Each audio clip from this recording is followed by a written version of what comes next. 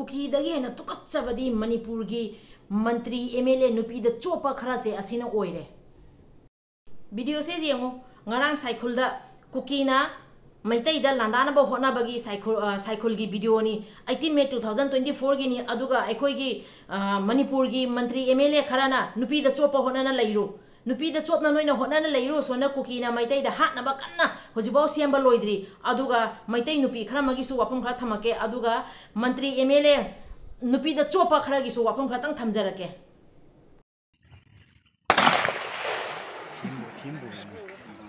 pistol tiri pona hagin wang cho Masih tahu ya.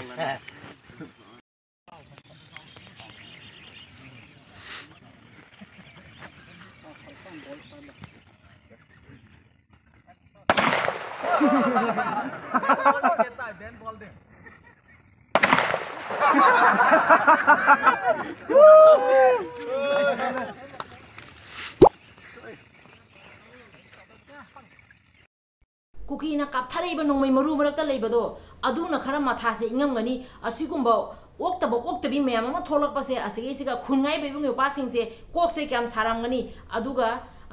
nupida chopa aikoi gi mantri minister director moi amani gi wari su thamake aduga asi mathong chadaba nupi sigi video se anam ta yengisi aduga makha ta nai su wapang batang thamjarake ngarang nahan jo homo ama nongmaina kap thekrabani ko national highway da longka ga tunan ko ayo kan biyo haiduna hai khrabani ko mado oktabi nupi sing nakhoi da ju matam je yorpa yaye nahan nupi ama jo nongmaina kap thekrabani ko makhong da war khrabani ado nakhoi gi tan yorpa yaye ba minai nubi lamsa chekchalo afabi inat ki dress visual selaga reels number yaye asigu makhara uhalaga kaino bana makha khara uhani mathak khara uhani boobs khara hapchin ni ama uhani konara khara kiss tawni karino lamsa lamchat nai da bi nakhoi gum kya nu ubadagi ai khoi di nakhoi ubadi ithak irang pokpadi lai dana haning mam yawni naklang no setat laga thang na makak kakta ningya ba nakhoi je ai khoi na somda ina laning kan ba purup kan ba afaba purup yokhan na bo honari ye ni yawana matyang pa na ri ye oktabi nupi singa se oktaba lambi da chat bado khami ba khoi na di khongbra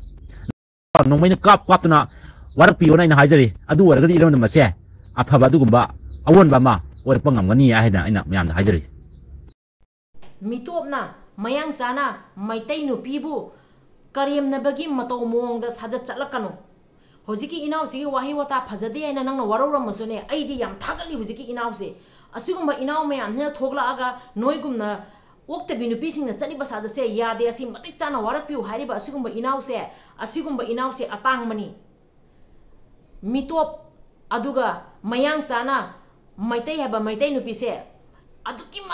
aduki matik kina chalan gadamni abase noi khango mathang warak padri nangi pali yorakani abase nang kawgano hojik asi yadaba ibung ipa myam thoklei bani aduga matha sari ba tanja siga tai swen matha sa ba tabak torakanu chumna haiba yarakta badagini amu ulake asi se Iswaji MLA Ramesho education director Nanda adudagi di mochika ta ba yangu marang pundagi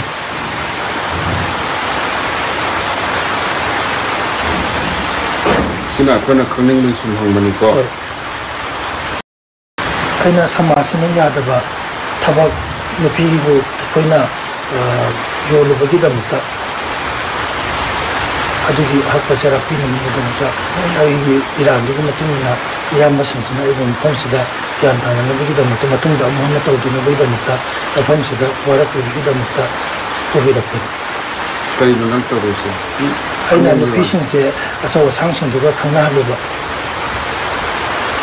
nupi sing haise nupi sing maule sabi anima maule sabi anima pesa khara ki damta so sang haise ka krala nupida choptana nupida paisa hunje I saruk tupudi khun ngakpada paisa do pisalune ngamkhai ngakpagi leiriba ibung upasingna paisa do thinjalune phajare he lemjare he minister MLA nupida chopa kharana nogi mingchat se phajare he director kasi maming phajare aduk nupida chopa noibu akhoi mayamna noise khangatlaga mapi mapane na hapkaliba MLA oheliba minister oheliba noise mayam sena su noise chingharak panga mebase kawroi dabani akhoi gi mapi mapane akhoi na yam thak wangna thami bani yam ikai khumna na thami bani ado kaisuna taba micham amana kesuna taba micham amana aduk thak wangraba na khoida hoji khudo mithi na ngangi base noi gi lamchat sajat na ngangpani tukatche kuki dagi hena tukatchabadi noi oi leiramya ba kuki dagi hena tukatchabasi di noi oi leiramya ba meetei ama oiraga aduk masajat ja chalakano ba tukatche ba aduga amuka haijaningi di hoji uredana kuki myam to hoji mathang paudi myam taramgani aba anda natraga aduma pau akoi khungak na wariba natraga hoji hoji manipur da hoji kukina landare basigi pau taba sangdraba natraga na jun thada sinam khun ronda aduga akoi meetei gi tariba khunjingda kuki singna attack tobagi moi plan sanari khonari asungba myam sidi pau taba sangdraba karma nupi masak phaje karma nupi yengu sige kadonda nupi contact to sige khanbada asungbaje pau taba se sangdraba ba paisa do adonda nupi da chop tana paisa do adom da haidari do asonda thoba myam thawaina pon thawa gi do kari gino kari wale ne myam u hiba myam do bare chakhiya myam do mit sing do hodrabo aduni noina duga nupi da chop honana leiru laira ba no magi surga chajaba chara tanjaba myam na ima leba kanna ba ngamkhai kanna bain angama donation to ba laptiry संजाव पैसा लगा मंत्री MLA वैसा लगा अखोई पैसा ना Mitcham प्रजा अखोई की पैसा ना नोइना दुगा एसी मनुंग दा नुपी दा चोपतना नुपी चोपा होना लैरु तो कचै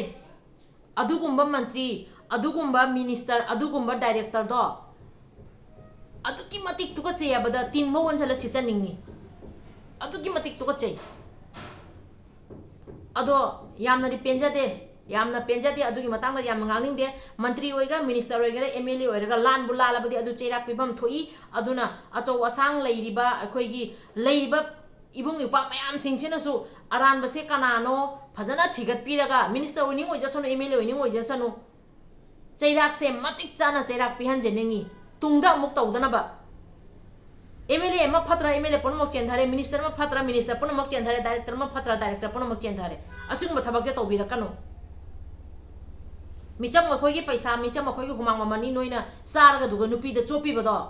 मिचम अखोइगी पैसानी मिनिस्टर ना थबक तौरेना अदुगा मिनिस्टर गी मिनिस्टर ना लालसु असिगा तुमिन्ना अखोइना लेबा से असे हुजिकी याररोय कुकीना तौरिबसे करीनो हाइना अखोइना सोना माथा सानाना इबुंग युपासिंगना चादगै थक्तगै थवाइना पोंथा ओइकिना इमा म्यामना कप्तना होटनरी अदुगा नोइना अदुगा नुपी द चोपो होटनना नुपी कदोंगी नुपी ओक्तबी लेगे थिकेट पो होटनना लेरी अदुगा ओक्तबी नुपी सिंगी मतंगदा हाइरागे असिगुम मिनिस्टर MLA सिंगसिदी अदुगी मतिक तुकच्चे याबदा तीन अखोइना सिटकदबा तीनसे माउन ओनजेला सिटपदुवाना अमुमु खंदरबदा पामुयेबा वरोबम थोकते हाइरिबसे नोइगी नरम चटकी मतुंगी ननी अदुगा नुपी ओक्तबी सिंगदा हाइगदबदी नसाबु नसा योंथोअगा पैसा तालिबा नुपी ओक्तबी नोइसे नोइना पुसल्लिबा पैसादो कना पिजनबा पुसल्लिबनो नोइना तांजल्लिबा पैसादो केदोनबा तांजल्लिबनो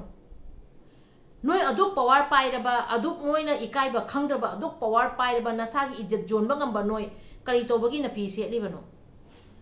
कई तोबगी नफी सेलिबनो अदुक पावर पाइबी नोइ अदुक पावर पाइबी मौ ओइगरा लेसाबी ओइगरा अदुक मलम चटलिबी अदुक पावर पाइबी नोइ करीगी नफी सेलिबनो नफीदो थोक्तो चटपीरो